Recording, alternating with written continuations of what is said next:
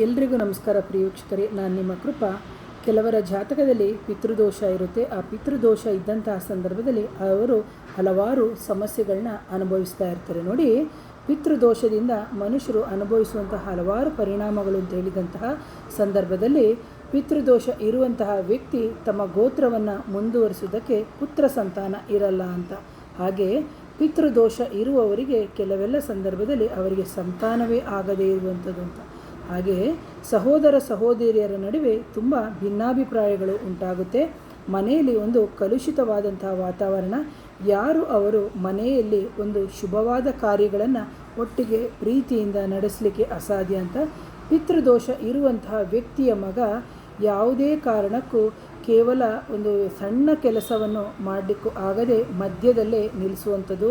ಹಾಗೆ ವಿದ್ಯೆ ಅಂತ ಹೇಳಿದಂತಹ ಸಂದರ್ಭ ಅವರು ಎಂತಹ ಅವರ ಮನೆ, ಕೆಲವರು ಹೇಳ್ತಾರೆ, ಮೇಡಮ್ ನಮ್ಮ ಮನೆ ಎಷ್ಟು ಚೆನ್ನಾಗಿತ್ತು ಹಿಂದೆ ನಮ್ಮ ತಾತನ ಕಾಲದಲ್ಲಿ, ಈಗ ಒಬ್ರಿಗೂ ವಿದ್ಯೆ ಇಲ್ಲ, ಒಬ್ರಿಗೂ ಆರೋಗ್ಯ ಇಲ್ಲ, ಒಬ್ರಿಗೂ ಯಶಸ್ಸಿಲ್ಲ ಅಂತ. ಹಾಗೆಯೇ ವಿದ್ಯೆ ಆಗಲಿ ಒಂದು ಯಶಸ್ಸಾಗಲಿ ಉದ್ಯೋಗದಲ್ಲಿ ಸಮಸ್ಯೆಗಳು ಉಂಟಾಗ್ತಾ ಇರುತ್ತೆ. ಹಾಗೆ ಅಂತಹ ವ್ಯಕ್ತಿಯ ಮಕ್ಕಳು ಸಮೇತ ಮದುವೆಯನ್ನು ನಿರಾಕರಿಸ್ತಾ ಇರ್ತಾರೆ. ಜೊತೆಗೆ ಪಿತೃದೋಷ ಇದ್ದಂಥ ಸಂದರ್ಭದಲ್ಲಿ ವಿವಾಹಕ್ಕೆ ಸರಿಯಾಗಿ ಜೋಡಿ ಬರದೇ ಇರುವಂಥದ್ದು. ಈಗ ಕೆಲವ್ರನ್ನ ನೋಡಬೇಕು, ವಯಸ್ಸು ದಾಟಿ ಮದುವೆ ಆಗುವಂಥದ್ದು ಇರುತ್ತೆ. ಹಾಗೆ ಕೆಲವರಿಗೆ ಸಂತಾನಕ್ಕೆ ವಯಸ್ಸು ಇದ್ರೂ ಅಂತಹ ಸಂದರ್ಭದಲ್ಲಿ ಸಂತಾನ ಆಗದೇನೆ ಎಷ್ಟೋ ವಯಸ್ಸು ಆದಂತಹ ಸಂದರ್ಭದಲ್ಲಿ ಸಂತಾನ ಆಗುವ ಸಮಸ್ಯೆಗಳು, ಯಾಕಂದರೆ ಪರಿಹಾರ ಮಾಡಿ ಕೊನೆಯಲ್ಲಿ ಆಗುವಂಥದ್ದು. ಹಾಗಾಗಿ ಪಿತೃದೋಷ ಇರುವಂತಹ ವ್ಯಕ್ತಿಯ ಮನೆಯಲ್ಲಿ ಸಂತಾನದ ಸಮಸ್ಯೆಯು ಇರುತ್ತೆ. ಜೊತೆಗೆ ವಿವಾಹವಾಗಿ ಎಷ್ಟೇ ವರ್ಷಗಳ ಆದ್ರೂ ಸಂತಾನ ಆಗದೇ ಇರೋದು, ಒಂದು ವಾರಸುದಾರರು ಹುಟ್ಟುವ ಮುಂಚೆನೇ ಪ್ರತಿ ಬಾರಿ ಅವರ ಮನೆಯಲ್ಲಿ ಮರಣ ಉಂಟಾಗೋದು. ಹಾಗೆ ಕೆಲವ್ರನ್ನ ನೀವು ನೋಡಬೇಕು, ಶಾರೀರಿಕವಾಗಿ ದೌರ್ಬಲ್ಯ ಆಗಿರ್ತಾರೆ, ಜೊತೆಗೆ ಮಾನಸಿಕವಾಗಿಯೂ ಸಮೇತ ದೌರ್ಬಲ್ಯಗಳು ಉಂಟಾಗಿರುತ್ತೆ ಅಂತ. ಹಾಗೆ ಇಂತಹ ಪಿತೃದೋಷ ಇದ್ದಂತಹವರ ಮನೆಯಲ್ಲಿ ಸದಾ ಮಕ್ಕಳು ಒಂದಲ್ಲ ಒಂದು ಕಾರಣಕ್ಕೆ ಗಲಾಟೆ ಮಾಡುವಂಥದ್ದು ಅಥವಾ ಇದ್ದ ಮಕ್ಕಳನ್ನು ಕೆಲವೊಮ್ಮೆ ಮನೆ ಬಿಟ್ಟು ಹೋಗುವಂಥದ್ದು ಆಗುತ್ತೆ. ಹಾಗೆಯೇ ಅಂಥವರ ಮನೆಯನ್ನು ನೀವು ನೋಡಬೇಕು, ಏನು ಹೇಳ್ಬೋದು ಅಂದರೆ ಸಣ್ಣ ಸಣ್ಣ ಗೋಡೆಯಲ್ಲೂ ಸಮೇತ ಬಿರುಕು ಬಿಟ್ಟಿರುತ್ತದೆ. ಒಂಥರ ನೀರಿನಲ್ಲಿ ಪಂಪ್ಗಳು ಕೆಟ್ಟು ಹೋದಂಗೆ ಆಗಿರುವಂಥದ್ದು, ನೀರು ಸದಾ ಸೋರ್ತಾ ಇರುತ್ತೆ. ಹಾಗಾಗಿ ಇದು ಮಾಂತ್ರಿಕ ಬಾಧೆ, ನಕಾರಾತ್ಮಕ ಶಕ್ತಿಗಳ ಸಮಸ್ಯೆ ಇದ್ದಾಗಲೂ ಆಗುತ್ತೆ.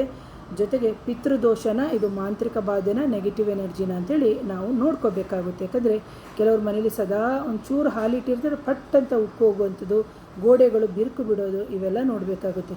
ಯಾವಾಗ ಪಿತೃದೋಷ ಇದ್ದಂಥ ಸಮಯದಲ್ಲಿ ಆ ವ್ಯಕ್ತಿಗೆ ಉನ್ನತ ಸ್ಥಾನದಲ್ಲಿ ಇದ್ರೂ ಆ ಉನ್ನತವಾದಂತಹ ಒಂದು ಕೆಲಸದಲ್ಲಿ ಕಳ್ಕೊಳ್ಳುವಂಥದ್ದು, ವ್ಯಕ್ತಿಯ ವ್ಯಾಪಾರದಲ್ಲಿ ಸಾಲ ನಷ್ಟ ಸಮೇತ ಉಂಟಾಗುತ್ತೆ. ಹಾಗೆ ಇವತ್ತು ಮಾಡಿರುವಂಥ ಕೆಲಸ ಇನ್ನೊಂದು 3 ತಿಂಗಳು ಮಾಡಲ್ಲ, ಮತ್ತು ಆ ಕೆಲಸದಲ್ಲಿ ಬದಲಾವಣೆ ಮಾಡುವಂಥದ್ದು, ಯಾವುದೇ ರೀತಿಯ ಏಳಿಗೆ ಇಲ್ಲದೆ ಇರುವಂಥದ್ದು ಆಗುತ್ತೆ. ಹಾಗೆ ಪಿತೃದೋಷ ಇರುವಂತಹ ವ್ಯಕ್ತಿಯು ಒಂದು ಹಿರಿಯರನ್ನಾಗಲಿ ಮಕ್ಕಳನ್ನಾಗಲಿ ಒಂದು ಸಮಾಧಾನದಿಂದನೇ ಮಾತಾಡ್ಸಲ್ಲ. ತುಂಬ ಕೋಪ, ತುಂಬ ಹಠ, ಏನೋ ಒಂಥರ ನಾನೇ ದೊಡ್ಡ ನಾನೇ ಇದು ಅಂತ ಕೆಲವರು ಹೇಳ್ತಾರೆ, ನೀವು ನೋಡಿದ್ದೀರಾ.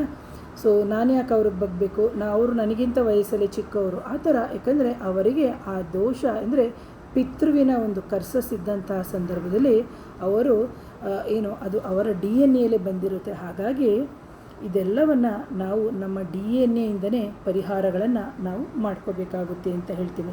ಸೊ ಇದಕ್ಕೆ ಸಂಬಂಧಪಟ್ಟಂಥ ಯಾರಿಗಾದರೂ ಕನ್ಸಲ್ಟೇಷನ್ ಬೇಕಿದ್ದಲ್ಲಿ ನನ್ನ ನೇರ ಭೇಟಿಗೆ ಅವಕಾಶ ಇರುತ್ತೆ. ನನ್ನ ವಾಟ್ಸಪ್ ನಂಬರ್ ಬಂದು 7019806595ಗೆ ವಾಟ್ಸಪ್ ಮುಖಾಂತರ ಸಂಪರ್ಕ ಮಾಡಿದ್ದೆ. ಯಾಕಂದರೆ ಈಗಾಗಲೇ ಎಷ್ಟೋ ಜನ ಹೋಗ್ಬಿಟ್ಟು ಪಿತೃ ಪ್ರೇತ ಸಂಸ್ಕಾರ ಮಾಡಿಸಿದ್ದೀವಿ, ಅಥವಾ ಪಿತೃಗಳ ಶ್ರಾದ್ದ ಮಾಡಿಸಿದ್ದೀನಿ, ಅಥವಾ ತ್ರಿಪಿಂಡೀಕರಣ ಶ್ರಾದ್ದ ಮಾಡಿಸಿದ್ದೀನಿ, ಆದ್ರೂ ನಮಗೆ ಇವೆಲ್ಲ ಸಮಸ್ಯೆಗಳಾಗ್ತಾಯಿದೆ.